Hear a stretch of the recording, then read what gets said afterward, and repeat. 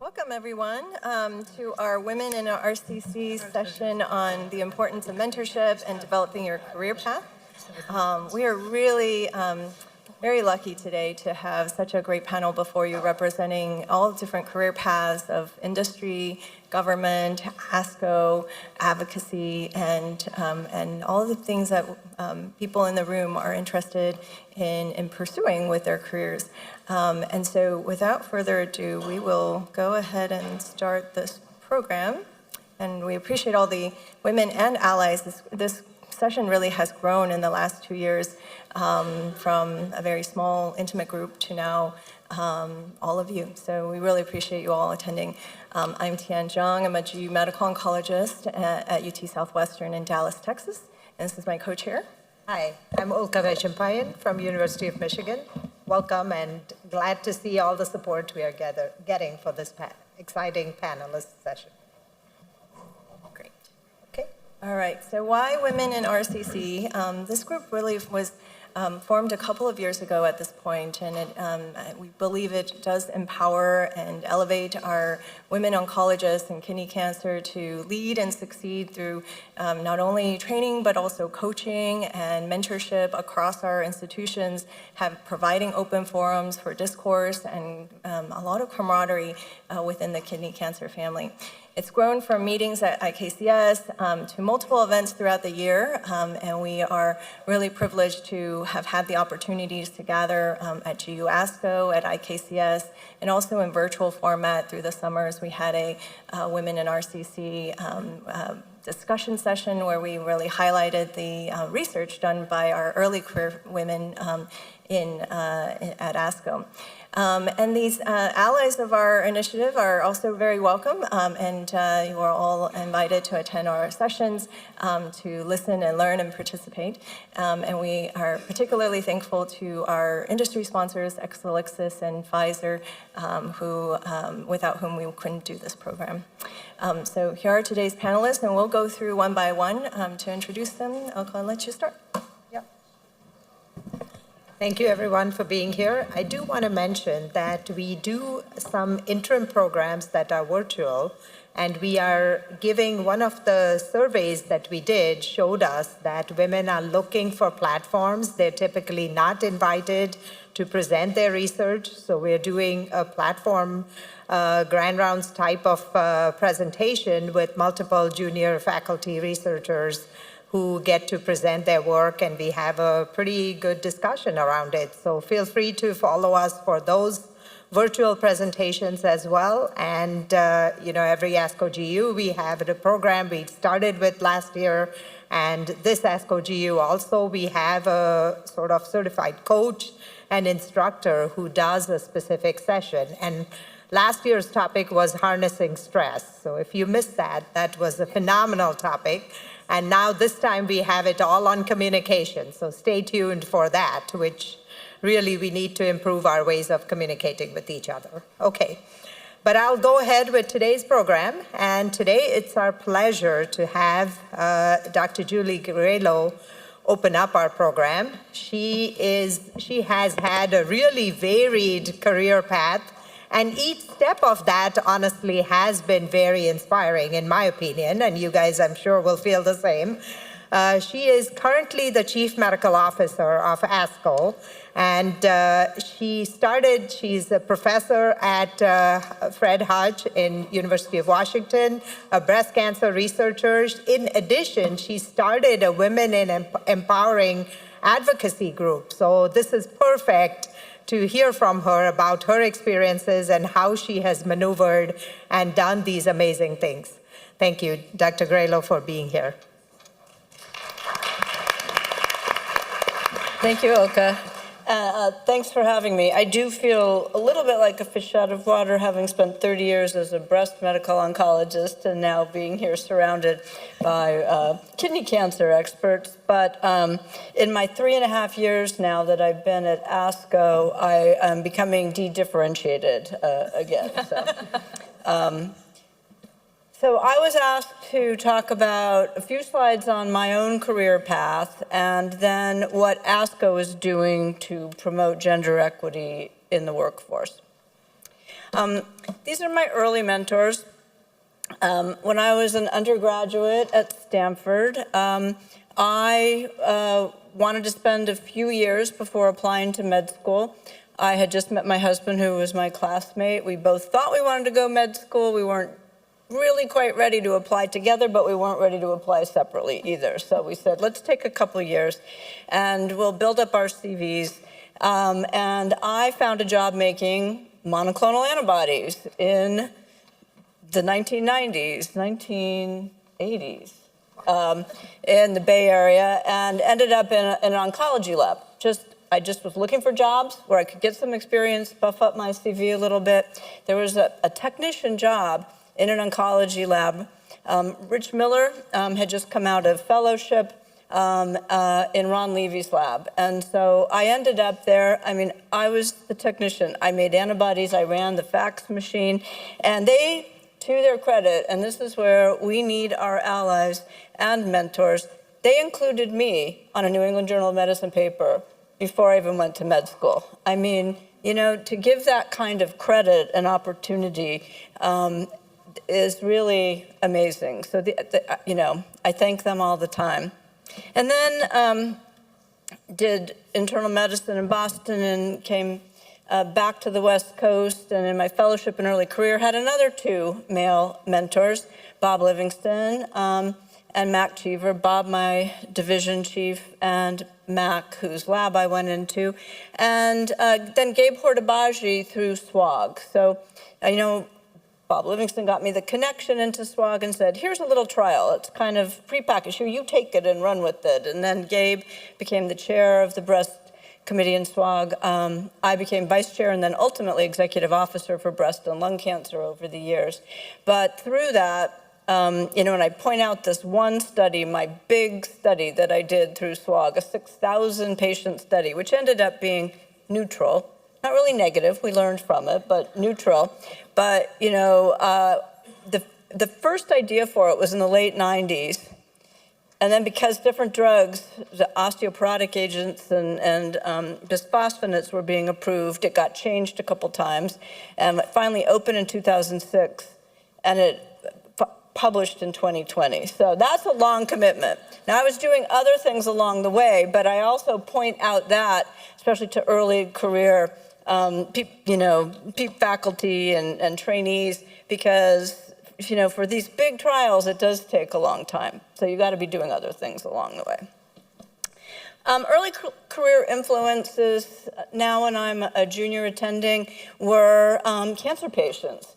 And I thought I was going to have my own lab and also be a clinician, because that's what Ron Levy, whose lab I had been in and who was my early mentor, did. And then I realized I can't be excellent in the lab and excellent in clinic, and I got interested in clinical research. So kind of shifted my thinking. And because of a project I chose in the lab that I was in during fellowship, which was this interesting new oncogene that seemed to be associated with aggressive breast cancer called HER2. So we, I was doing work on that, and then of course we had, showed that antibodies to HER2 could shut down cell growth and division, and then we had trastuzumab approved. So I was very interested in breast cancer. So I said, I think I just want a breast cancer clinic. And what would happen was my mentor, my division director, was also a breast cancer doctor. And when he would go on vacation or go to give talks, I would see his follow-up patients. And I found they would bring in bags of supplements and say, I could never show these to Dr. Livingston, but I thought you might be willing to help talk me through this. And then also they would tell me, and then my own patients over time would say, when I finished my last chemo, and you say, oh, good, now you only have to come in every 3 to 6 months. Like, I feel stranded out here. You've been taking me through all this adjuvant chemo. So anyway, with that, I started projects with patients.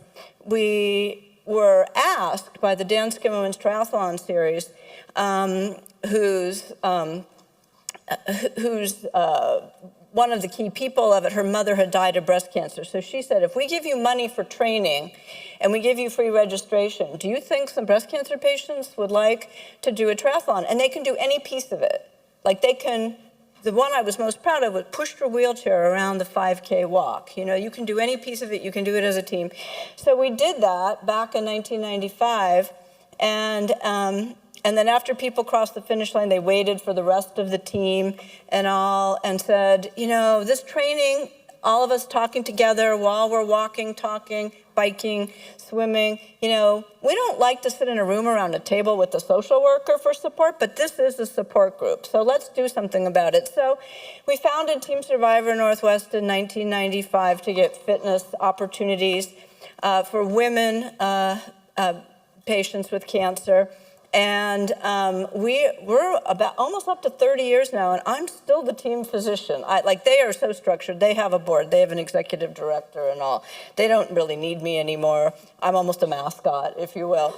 But that was really important. And I climbed mountains with them, and I did triathlons and rode our bike from Seattle to Portland in a 200-mile bike ride.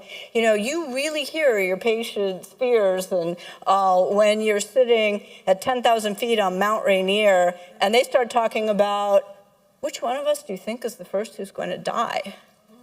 Because they were all cancer patients. And you're hypoxic at altitude, and and you've got a big day tomorrow, and it's like, that really hits home. And do you know who in the group was the first to die? The 20-year-old, one of the crew, the guides. He then went up to McKinley, Denali now, and was blown. He untethered himself, and a big wind came. He was trying to help somebody, and he was blown off. So that we all went to his funeral, and that was the irony of it too, was just because they were diagnosed with cancer didn't mean that they were going to be the first to die. So they taught me a lot. And then, just by accident almost, I was asked if I wanted to be a consultant on a breast cancer program in Ukraine by a local NGO called PATH.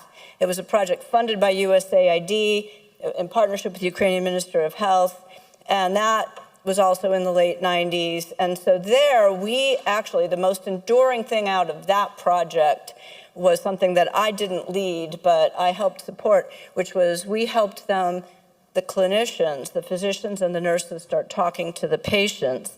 Because if you've ever read Solzhenitsyn's book, Cancer Ward, where everybody knows they have cancer, they're sitting in a ward that says chemotherapy ward in a cancer hospital, but you say to the doctor, I have cancer, don't I? And they say no, because that was the patriarchal Soviet way.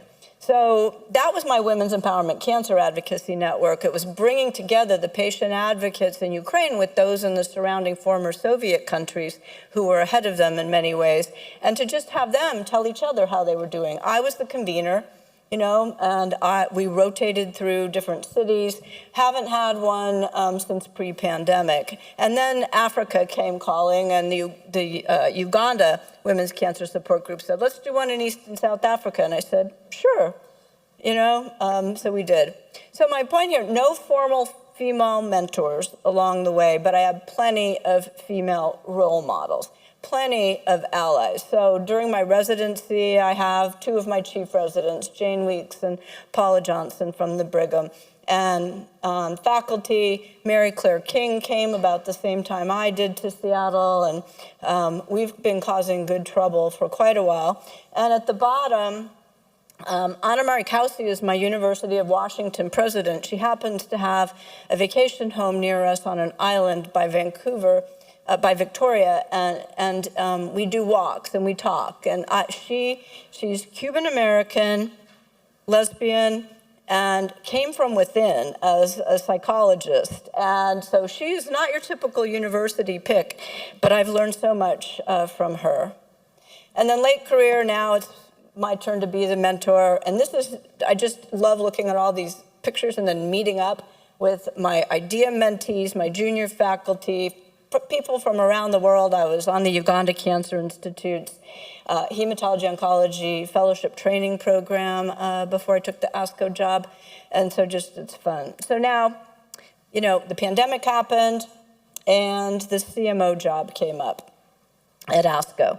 And I looked at the position and I said, wow, that would be a great job for somebody.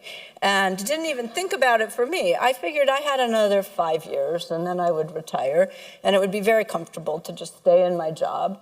I had done my succession planning, and all. And then I started getting texts and emails from some of my mentees along the way that said, this is you. You need to apply. Isn't that interesting? So anyway, I took the ASCO CMO job, and really what distinguished me in large part was because ASCO was ready to go global. And I had also been an affiliate professor of global health at the University of Washington all this time. So, it's a terrific job. It's a great job, and that's where I am now. So just 2 more slides. I know I'm at time. I looked at, this group stimulated me to look at what ASCO is doing promoting gender equity in the workforce. And so it's a busy slide. We can share slides. You can look at it. But we have a lot of bits and pieces. So at meetings, we have family-friendly services with on-site childcare, free registration for children. You can bring children in the meeting itself as long as you register them. We have on-site nursing rooms with refrigerators. We have a Women in Oncology blog. We've only had 1 submission to that a year for the last 2 years. I was an advisor on the Lancet Commission on Women, Power, and Cancer, and then we held the North America launch of that at our annual meeting last year and did a podcast. We raised money to give grants with our Women Who Conquer Cancer group. We have a women's networking lounge at the annual meeting. Many of you have probably been there. That is a great opportunity to hear panels and meet and connect. And then with partners, we partner in gender equity. So in the upper left, we have now had 3 ASCO breakthrough meetings in Asia Pacific. And I just love this picture that's underneath it of, we had a Women in Oncology networking session one morning. And when you think about the cultural differences and all, and this group that I thought, how am I gonna get them started talking? But once we got them started talking, they really bonded and shared. And so at our next breakthrough meeting, we're gonna have to have a whole session for them. With a group called City Cancer Challenge, which came out of the Union for National Cancer Control. We do this leadership program for women in oncology. So the second round of it just closed. We're actually selecting applicants. So for these low and middle income cities around the world that are part of City Cancer Challenge, we've had this leadership program for women in oncology, which is amazing. And you just see from Latin America, Sub-Saharan Africa, Asia Pacific, all of these women who are kind of late, early mid-career, bonding together, et cetera.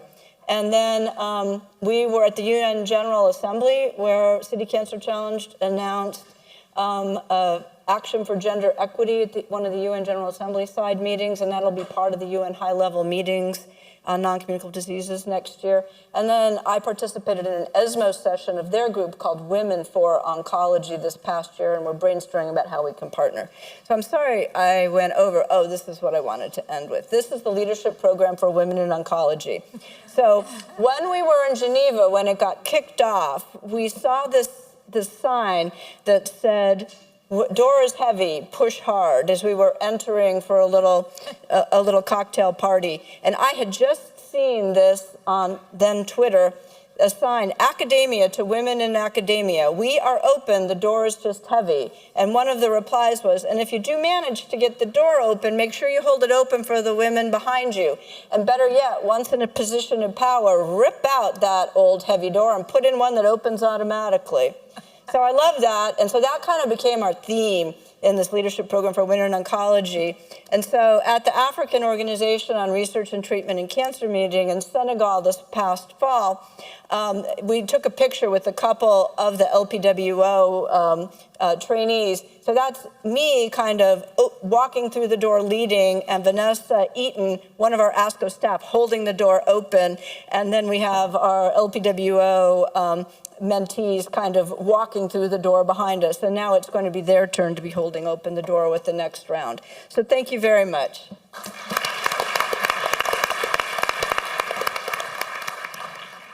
Thank you, Dr. Grayler. That was wonderful.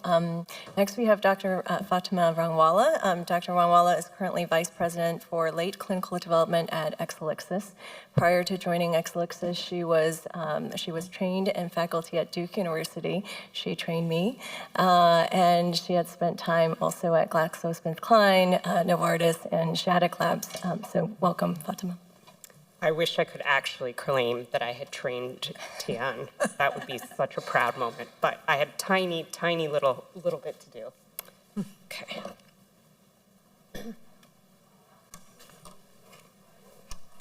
So in terms of my career beginnings, I was an MD PhD. I mostly became an MD PhD because I also had a job in high school where it paid me to be a lab tech. And so as a result, I really fell in love with lab work and went on to do that at Chicago, where I was an undergrad, and really intended to do primarily a PhD pathway until my undergrad mentor said, you know, I would highly suggest that you do an MD PhD, the funding's better.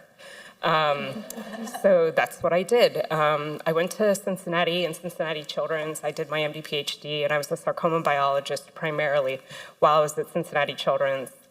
And then ultimately, when I got into the clinic, I thought that I was just going to sort of ride through the clinic till I got back to the lab, and I ended up actually liking clinical medicine. I enjoyed people more than I thought that I would enjoy people. And so patient care started to become really of significantly greater interest. And so I chose to go into oncology. I came to Duke for all of my training as a resident, and then I was a fellow there, and then I was on faculty there as a GI oncologist for several years. And as I moved in over time, I came in really as a research fellow, and then over time I wanted to leave sort of in vitro studies. I became more involved in vivo studies, and then even mice weren't very satisfying. And then finally I really moved into the clinical trial space and was very interested in doing translational work. And that is where I ended up my fellowship. So it was quite a transition over those periods. It was also a period of a lot of soul searching because, of course, I had been recruited to Duke as a research fellow. And the intent was that I would, eventually write a K and write an R01. And I had to, during that period of time, I had to acknowledge to myself and have some difficult conversations with others about how I didn't really love the lab and I really wanted to become a trialist. And so ultimately that is what I did. I came on as a GI oncologist, primarily did hepatobiliary, panc, cholangio, and colorectal, and did several formative experiences as a clinical trialist. I did ASCO's Cancer Camp, which was a great experience. I sat on our IRB and our cancer protocol committees, and ultimately the Cancer Camp trial that I wrote did eventually get funded as an IST. And I was very proud of that work, and I'd also become very familiar sort of with my clinical practice. I had built it, and I was very happy. We had a very supportive GI oncology group at Duke. But ultimately, I didn't have the patience that Julie did. And I was like, wow, I can do this IST, this stupid IST that nobody is ever going to look at. Or I can write the trials that I really want to write. I can really write the trials that I feel like will ultimately change the standard of care for oncology patients. And I started to think about, industry positions, and a couple of early people were very formative in that decision for me. So at this point, I am really starting to think about, who are mentors that I connected with? Somebody connected with me with the head of clinical development at GSK, a woman named Lenny Pandit. There was also somebody who had actually done a lot of the lapatinib development at GSK, a gentleman named Neil Spector, who was at Duke, who spent many hours discussing his journey at GSK and why he had loved the process of drug development there. And this sort of group of people really made me think about, there's this complicated diagram here, but it's this coaching diagram that is often used about, what do you love? What are you good at? What can you be paid to do? And then what does the world need? And I was very focused on that research. Like, how could I bring research and my love for research and clinical medicine together? And did the world need me to do more?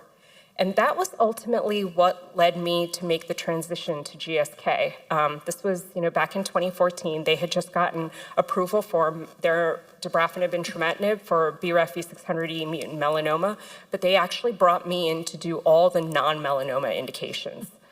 And then originally I wasn't planning to take the job, and then when I interviewed, I was like, I love this job. There was another influence in my life at the same time. My sister is also an oncologist. She graduated out of Penn and then went straight to industry to Merck, and she got assigned to this program called Keynote 001. And ultimately went on to do all the lung filings for Pembro. And she was like, Fatima, you should really look at this. This is actually really cool. And so I ultimately went to GSK a month after I joined GSK. So this is like 12 weeks after I've given up my entire clinic at Duke. They announced the divestiture of their entire oncology portfolio to Novartis. And I got sold along with that entire portfolio. And I was like, shit. I was like, my husband, we are not moving to New Jersey. Ultimately, I stayed at Novartis for 3 years. I actually did the file for anaplastic thyroid cancer. Obviously, I knew nothing about anaplastic thyroid cancer. In the meantime, I also went back to the Durham VA, and I am still a staff physician at the Durham VA for once a week, where I staff the Fellows Clinic. And it's been a great journey for me. I subsequently did early phase development at Shattuck Labs, and then I went later on a little bit more than a year ago, I took on the position at Exelixis as the late phase clinical development lead. I have really, really loved drug development. And I am happy to have, detailed conversations with people who are industry curious, because there's lots of nuances.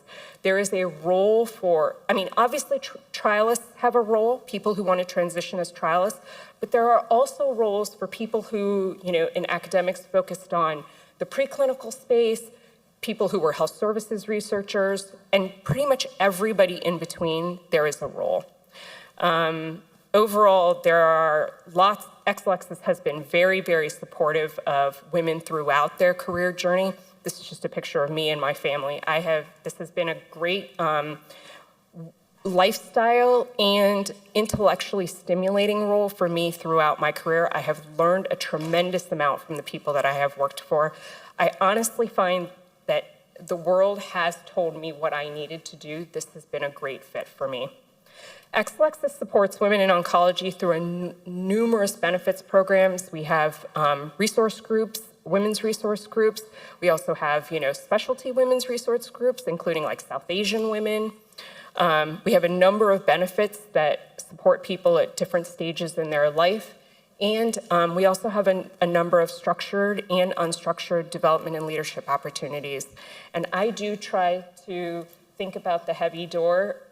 Obviously, I'm in a position now where I can really look for young faculty members, junior faculty, and also, women, and try to really promote their work. So thank you.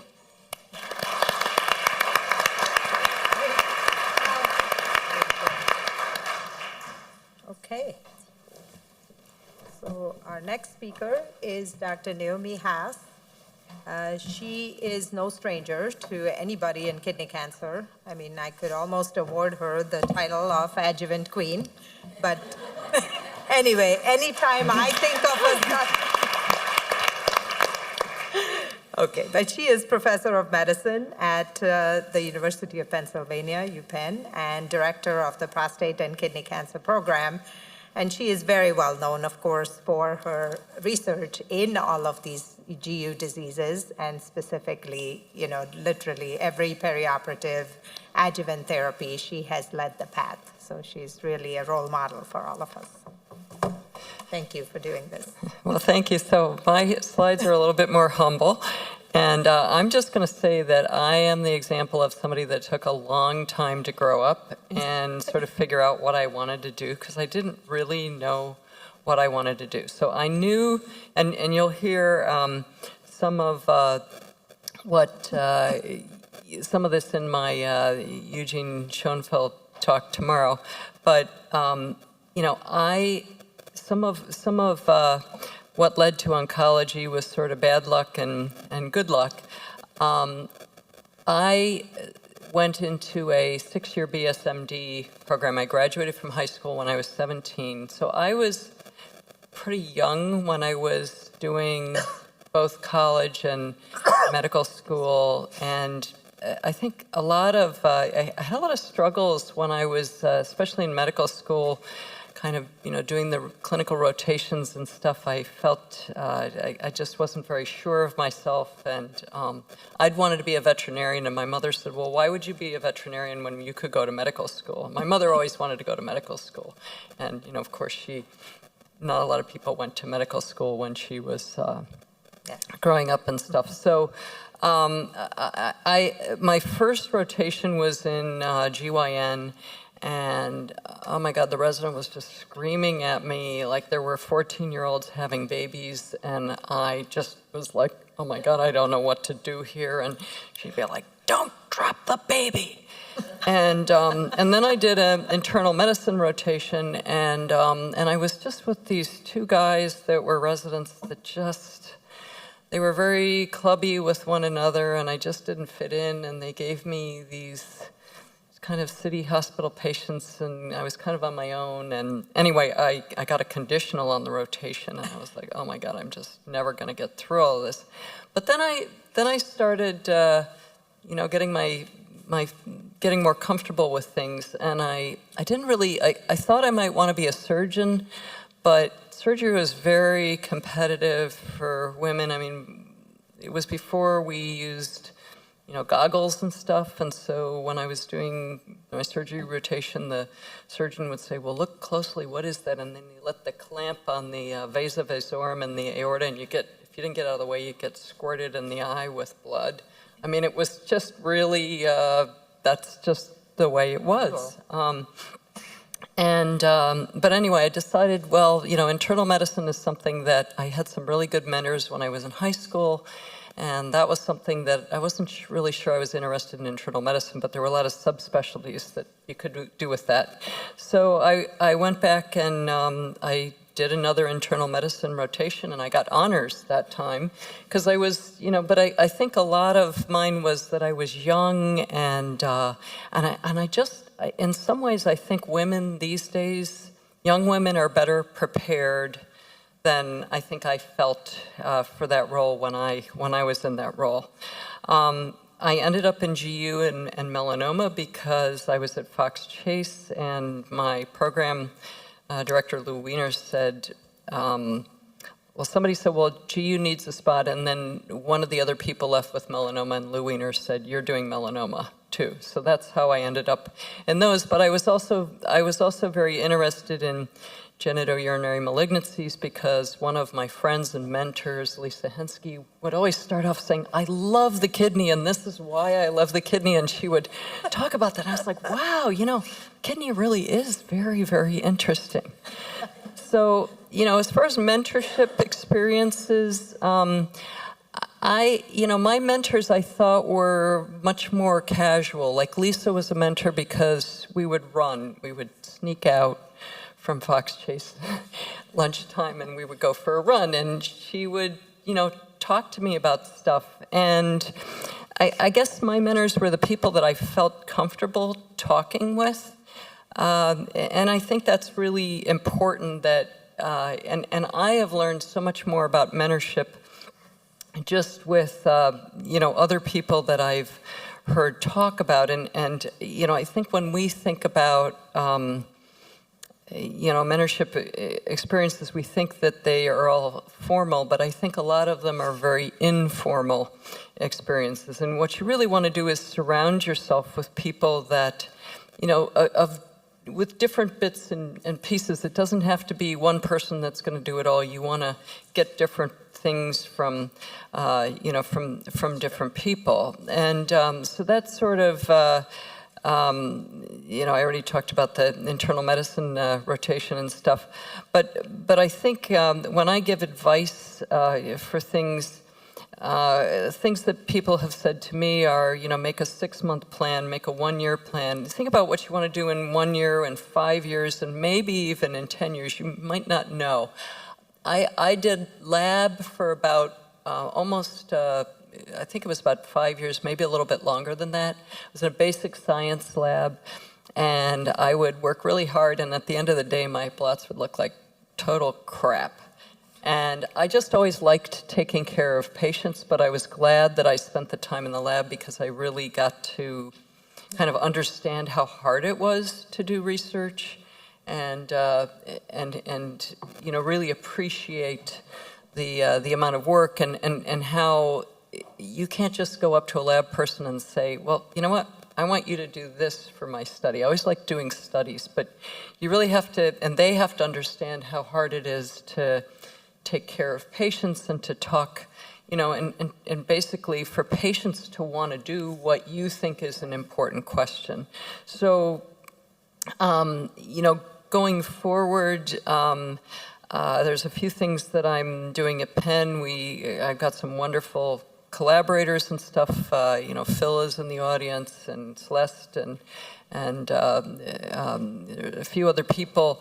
And I think getting the right group of people, and then a lot of my involvement has been in ECOG Akron, and there I have the opportunity to mentor. But I think there are little things you can do. You can have a formal mentorship. You can sponsor people. You can also, you can just, when everybody's bugging you all day long about reviewing articles, you can make a list of junior people and give those junior people the opportunity to review manuscripts, and they can put it in ORCID, and that helps them as well. So there's all these little things that you can do that aren't a lot of work, and they really help people tremendously. So I'll end there. Thanks.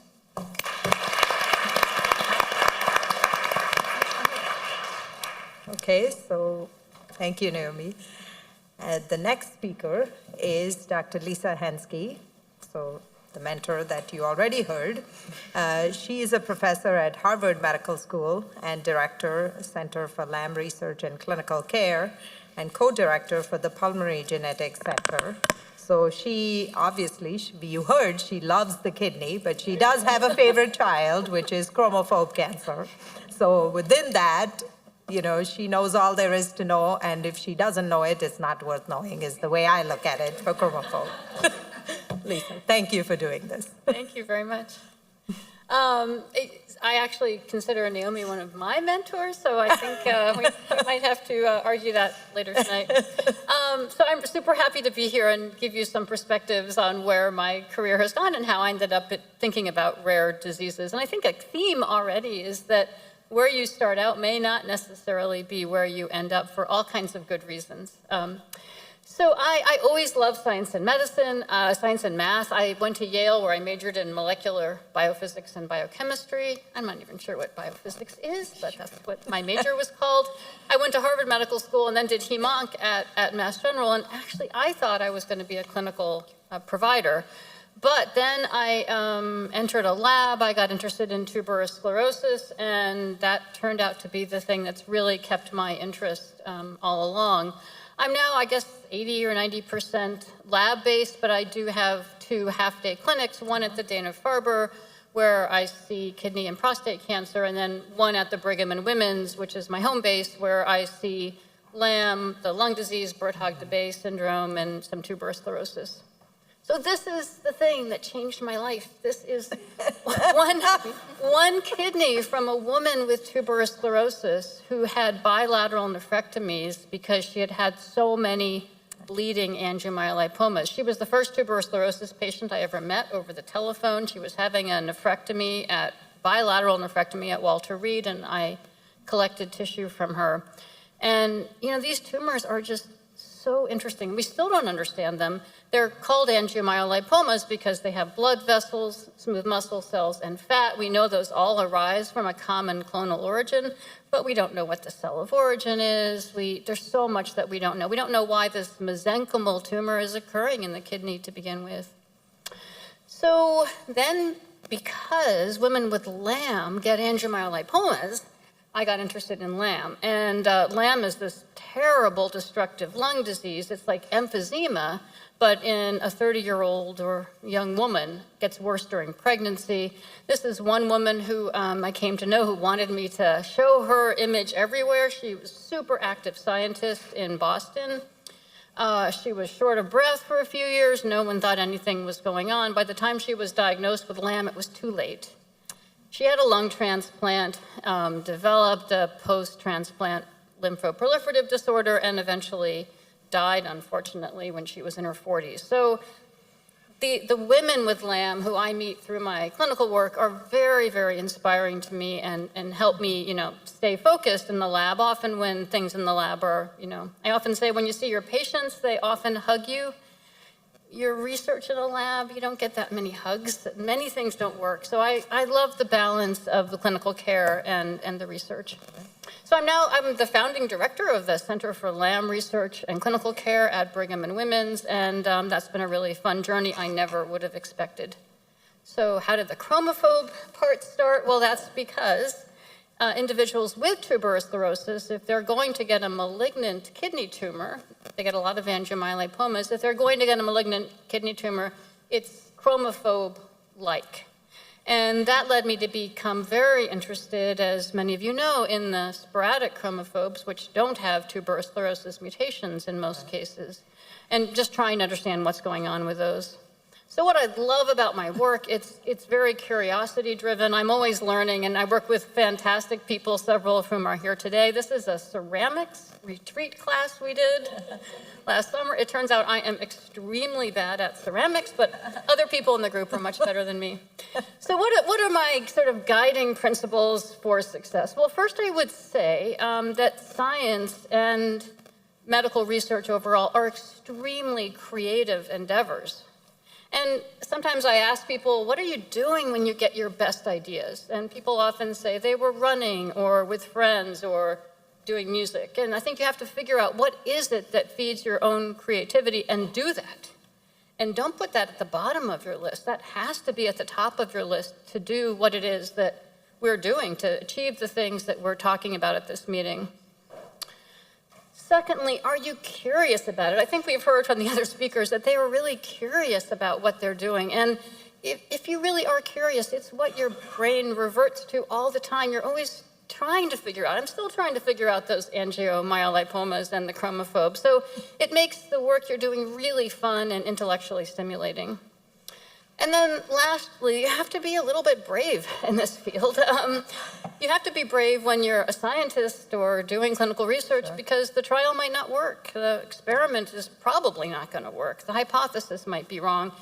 You also have to be a bit brave to enter into biomedical research because as we've heard, companies change hands and academic medicine is by its own definition a risky business, but it's actually worth it, I think, because what we get to do on a day-to-day basis is just so incredibly amazing.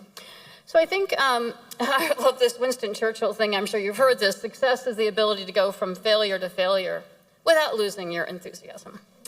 So at the end of the day, I think what we're hearing from everyone is this is definitely a winding road. For me, that winding road has led from tuberous sclerosis to angiomyolipomas to LAM to chromophobe. I don't know exactly where it will go next. But this is a great, great time to be here doing this. There are so many breakthroughs. We're really seeing at this meeting and elsewhere real benefit for individuals living with cancer today. We have this wonderful, strong, collaborative scientific community, and there are really critical, urgent questions that we can answer as a community. And I feel very, very privileged to be part of this community. Thank you, guys. Wonderful. Thank you, Lisa. Last but not least, Dr. Helen Moon Helen is a hematologist, oncologist at the Kaiser Permanente Riverside Medical Center and principal investigator with the Southern California Permanente Medical Group, which is an MCORP site for our NCTN trials, which is how I know her, through her great involvement with SWOG and Alliance. I once heard someone describe Helen as having access to all the kidney cancer patients in Southern California, or at least the majority of them. So thank you, Helen, for coming. A quarter of Southern California is not the majority. So I have to tell you, my fight or flight is like boom, boom, boom going, because if you look at this entire panel and you're like, which one doesn't belong if you're in the old Sesame? That would be here. No. Because, yes, because How dare you? You know, so I will speak a bit about the oncology care in the United States, which, as we know, we see these numbers repeated over and over again. 80% of our loved ones, the ones who have cancer afflicted through a wide variety, various stages, happens in the community. Exactly. And as I think one of the voices, and there are many amazing voices for community oncologists, kind of talking about what is our space, what is our role, how can we support, how can we prompt, and that has been my life passion. Can I get my slides up? And don't be nervous, there's only 3, because at one point, I think, You can go back. oh, it clicked. Yeah, Thank you. I- Naomi, I win the worst slide of all time. So I put this out there for a woman because I've been addressed probably all those things, and depending on how you read the B word, maybe where we're at. So I will talk a little bit about early career, and a lot of it is going to echo what you're seeing, what you've heard over and over again. What you thought you were may not be what you end up being. And do not deadlock yourself, put yourself into a situation that has flexibility. So I would say that early in my career, meaning fresh out of medical school, residency, and the rest of that, I trained at USC, Fight On. And at a certain point, I had to very kind of vaguely, not in a clear fashion, but ask and answer these questions. Number one, we have to acknowledge that though we hear amazing mentorship a lot from famous scientists, New England Journal papers, etc., but our mentorships really start early, right? Our own mothers, our own family, professional female models, maybe that's pastors, maybe pastors' wives, and so on and so forth, of that first idea of what do you want to be when you grow up? A really vague, and it can encompass all different kind of things. And we're a great melting pot. So there are racial, cultural backgrounds. Being Asian American, what does that look like? An American immigrant story. Are you first generation, half a generation, second generation? What does that cultural heritage, burden, or benefit be? Our friendships. I grew up in a small town in Reno, Nevada. Most of my friends became poker dealers, etc. So friendships, and as they grow, so where that rural small town come from versus someone who's raised maybe in urban cores in scientific families, what that looks like, and our professional models, both male and female. And I had to kind of ask that question to myself. And that ultimately creates early in your career of what drives you, right? That first job, that fellowship, that location. And these are some of the questions that I don't think we're quite good at answering. So I've been asked to mentor fellows that have called me, female fellows, male fellows, and I've asked them this: what actually drives you? Is it fame? Do you want to be on the podium someday? Do you want to be famous on Twitter, on X, on social media? Is it prestige? Is it wealth? A lot of time in the community oncology world, we talk about academic medicine really being a privilege of people who are maybe second generation or who are economically privileged when they don't have to go out and pay that mortgage or pay that mortgage for their family or buy that car for their parents who have really sacrificed for all these things to happen. Love. Did you fall in love and want to make the commitment that you don't want to either outshine your partner romantically or maybe geographically where you should live? Or do you someone that craves stability, knowing where that next mortgage payment is coming from, knowing that credit card is going to be paid off? And at the bottom, curiosity, like, do you settle?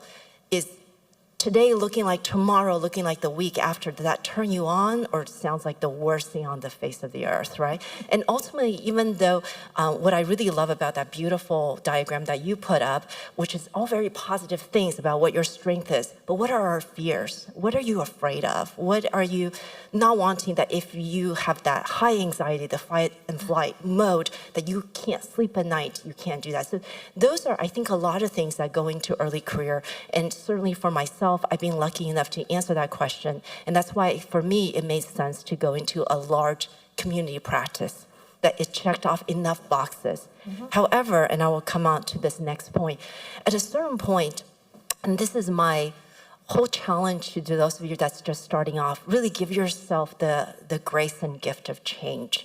So somewhere around mid-career, when the Beamers and the mortgage, etc. happened, it turned out I woke up one day with 2 kids and some extra poundage, and it turns out I still had the fire in my belly, right? That I'm still curious. And I was lucky enough to be in a system that says, hey, no one's doing it. If you want to put your hand up and put in the hours, go ahead. We're going to let that happen. I didn't have to sell homes or make these big drastic changes. And I have count that always as a gift. And I think in mid-career, for a lot of us women, we have unique challenges. There are more personal obligations, good and bad. Dogs need to be walked, hamsters need to be found. Financially, there may be habits you got in that needs to be either maintained or so on. And there are personality challenges. If you're 7 to 10 years into any system, now you have a brand. What's your reputation? Are you the pushover? Are you the difficult one? Are you Miss, Madam, or Dame, or the other, right? So, and I think at that point, you start asking the question, does your brand of you always work? Is what worked in your 20s and 30s, hustling harder, being always that person that's naive and bright-eyed and asking maybe not the brightest question, but being able to overcome that by your enthusiasm, does that make sense in your 30s and 40s? And then there's also where you see mentorship change, that sometimes I find the younger women have a hard time with that change, because in some ways, at one point, you were the academic, the career babies, things were being handed to you. You were being protected. But now, in some ways, you're both seen as an equal and a challenge, right? And some of us have a hard time making that transition, that the person that have maybe once that go to that role now sees you as a fair challenge. And do you become devastated? Do you have recrimination? Do you take that as evidence you've arrived and go ahead and keep going with it? Have you outgrown them? Is it such that your gifts are such that you can go to the next level? And I think these are questions that we have to keep asking ourselves. And this is my last slide. So just to echo what Naomi said, what's the goal? I don't have a 1-year goal. I do want to find my hamsters. That's the 2 days goal. What do you want to be in 5, 10, 20, end of life? What do you want to see looking backwards that you would be proud of, right? What is your legacy? Is it family? What is it in totality? And I think those are questions that I firmly believe successful female scientists, physicians start with being successful females first. So.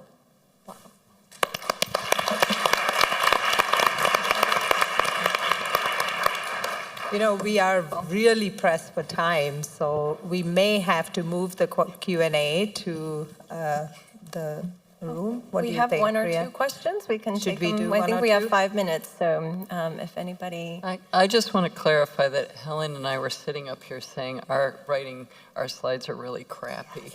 So that's why that. Well, I was going to no say key Helen picture. missed her calling. If she has a goal, whether it's her goal or not, she's like a professional life coach. I think she has an alternate career. I should have put up a picture of my hamster. Okay. Well, this was really inspiring. Each and every one of you gave us wonderful perspectives, and I took a lot away. I'm sure everybody in the room did. So we do have a reception down the hall at Old Louisville, so I'm sure the conversations will continue, and we really welcome everybody to keep on the discussions, and hopefully we generate a lot of questions and also about career paths going forward. Should we spend...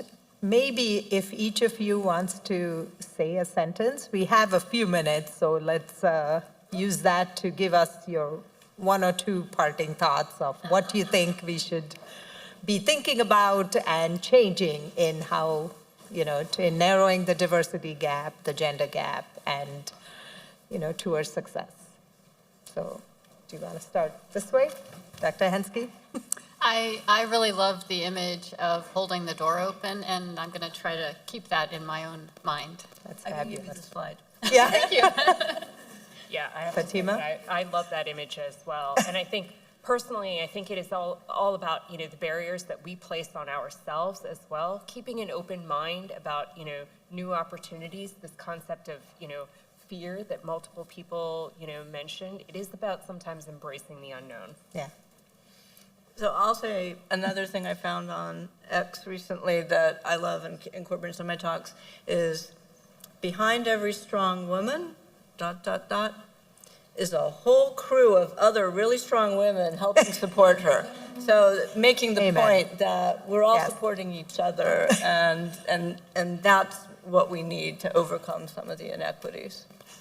I think just understanding your own insecurities or fears, because they can be roadblocks to both your own success, but also, recognizing when you're working with younger people that, that need help, that you have to see where you might want to delegate to other people, and to really help them the best.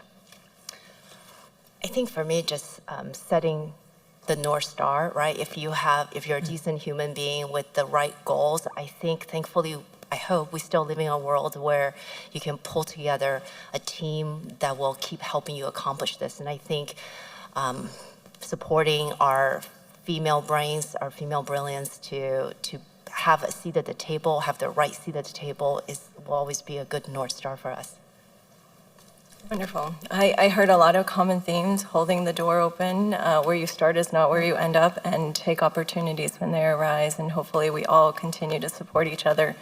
I want to draw your attention to two opportunities for women in RCC. One is our second cohort of professional leadership coaching. We went through the first cohort this past year. It was very well received. So those of you who are interested, please use that QR code and think about applying to be part of our second cohort in 2025. There's also a breakfast networking event at ASCO GU. We welcome you in February of 15th of 2025 in San Francisco. And Natalie Johnson from Vital Work is the life coach who will be doing that session on courageous communication. So we welcome you there too. The QR code that will have more information. And then finally, I hope these conversations will continue with the networking reception down the hall. Thanks so much. Yeah.